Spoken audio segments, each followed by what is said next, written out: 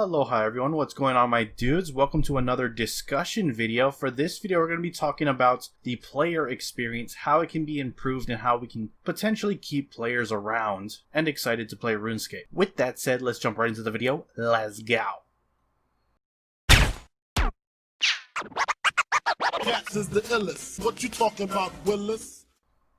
Alright guys, this is not a news video. Nothing discussed in this video is confirmed by Jagex nor hinted at in any way, shape, or form. This is just a discussion. I did a discussion video last week, asked you guys if you would appreciate more content like this. It was pretty well received, so I'm gonna commit to doing these on a more regular basis. I'm gonna aim to have at least one of these a week, and I'll likely keep them at the weekend, just so you know when to expect it. So it's probably going to be on Friday, Saturday, or Sunday, depending on what I got going on that week and when I could put it out. So one discussion video a week, I think you guys would appreciate, and let me know what you think about that. So let's talk about how to keep players interested in the game. We got a whole bunch of new Steam players, and obviously we want to keep them around, but how can we keep also current players from leaving the game? Now these are just my ideas, my opinions. If you disagree, do let me know in the comments below. You're more than welcome to have a dissenting opinion, just so long as everybody remains civil about it. That said, when I came up with these ideas, I had one thing in mind, and it's the same thing I have in mind when being a content creator, and that is what would work for me. Whenever I create videos or whenever I have an idea for a video, I always have that conversation in my head, would I watch this? If the answer is yes, then that's the content I choose to create. And I think a lot of creators who do video, streaming, whatever may have you, think like that. So that was no different here with deciding answers for this discussion topic. What would keep me playing RuneScape and what would improve my player experience? Obviously, as this is very tailored to me and myself and how I play, it may not necessarily work for you, but do let me know in the comments below. So I've narrowed it down just to make this video not overly drawn out to two main things. So the two things that I think will keep players and improve the player experience is a consistency with updates as well as reworks. So starting off, let's talk about the consistency of updates. We've actually seen a pretty good consistency recently in the past couple of months with Mod Warden, what he's done. Mod Warden was the topic of the previous discussion video if you did not catch it. And if everything he's revealed that is planned for 2020 comes out as expected, then I think we're at a really good cadence for content updates. And so long as that schedule continues, I think that Jagex is already at a decent place when it comes to updates and consistency. Ideally, we're looking at maybe 1 to 2 headliner updates every month, maybe 1 or 2 ninja weeks, and then maybe 1 patch week to fill out the remainder, if there is any.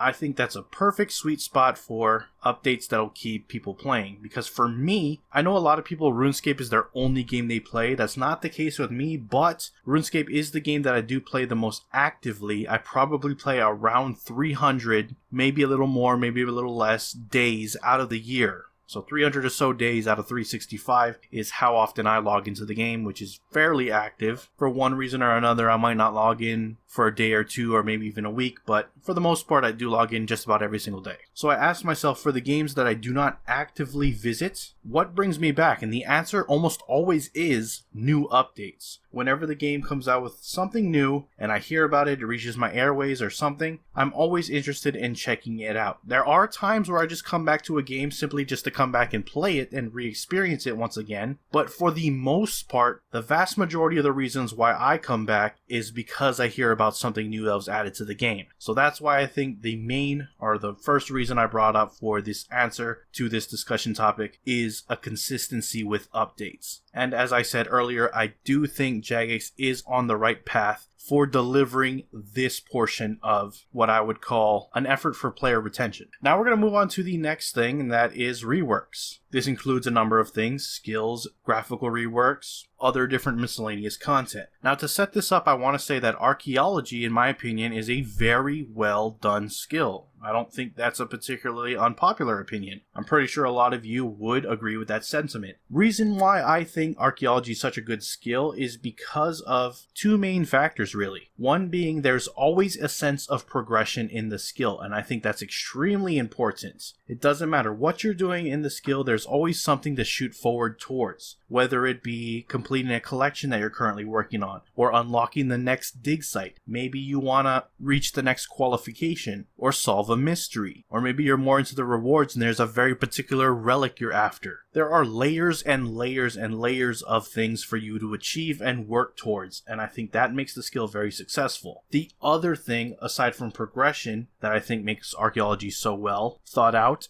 is the diversity within the skill. Yes, there is a core loop, and that's the primary way you're going to be training the skill, but there's a ton of alternatives as well. Maybe not in terms of competitive XP rates, but definitely in terms of ways to interact with the archaeology skill. For example, you got not only the core loop, but you have caches that are scattered around the game world. You can use these to restore your artifacts, or you can simply camp them, sell them, and then it becomes a moneymaker for you. Or maybe you can buy soil on the GE, screen it yourself, either through screening regularly or through the lunar spell, and that ends up being a pretty good moneymaker, even more so than material caches. Maybe your goal is to do tetracompasses. Find a bunch of artifacts and materials that way. You can sell those materials or use them yourself. There's a lot of freedom there. You got the research teams. You can send those guys out whenever you want for passive archaeology XP. Maybe you want to complete collections. You can sell the chronotes. They don't make as much as they used to, but all of these things, or all these avenues, are paths you can take to interact with the skill. As I said, not necessarily competitive XP rates, but different ways to actually use the skill. Now, having said that, a lot of what they've done with this skill, a lot of the work they've put behind it, is something I deeply think that they should consider when doing reworks for future skills, because if implemented properly, I think they could be just as successful as archaeology.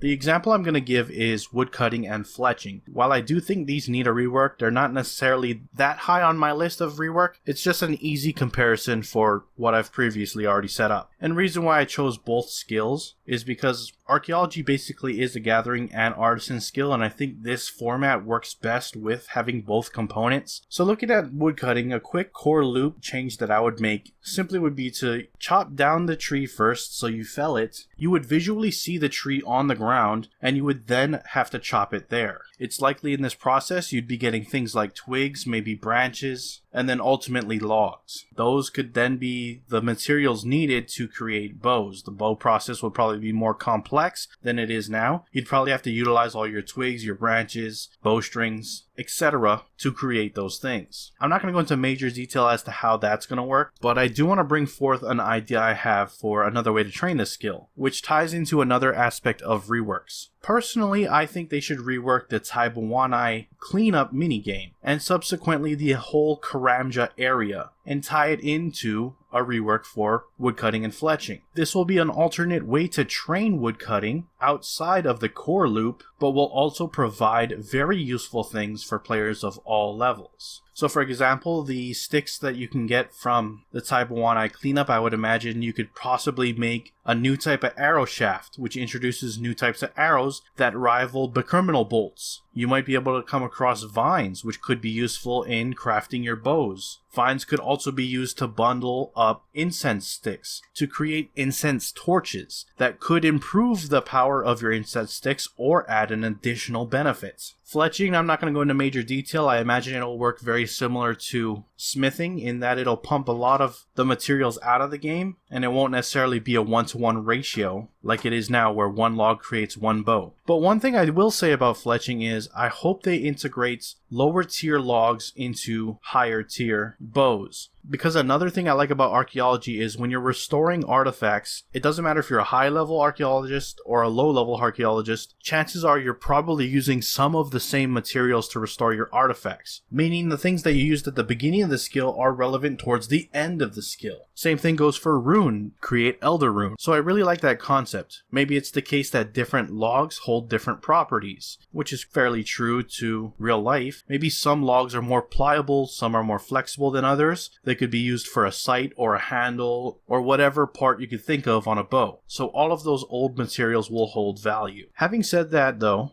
we're going to push it off to the side for a second to talk about reworks in a broader sense. Jagex, as of recently, have been having an iterative release schedule, meaning that when they come out with content, they build on it again and again with new updates. So my idea or my version of this would be starting off with a Karamja rework, something we definitely need and something we've really needed for a long time. This would introduce the rework to the type 1i cleanup, as well as the new arrow shafts and the bundling to create incense torches. Then later down the line, they can add new quests to the Karamja area. A while back, maybe a year or so more, I talked on the channel of a spiritual successor to the Desert Treasure quest. This is something that Mod Raven was working on and actually ended up doing a large part of the dialogue and script for a jungle treasure quest. So sometime after the Karamja rework, that could be implemented, another reason to visit this area. In that quest, you were meant to explore a jungle temple. This could introduce a new archaeology dig site. It could be a micro site, not as big as the previous ones, but I imagine it would fill in more of the gaps, presumably in the level 50 level bands, upwards to somewhere in the 70s, just to fill in those gaps. Then when that's all said and done, they could release the big update out of all these,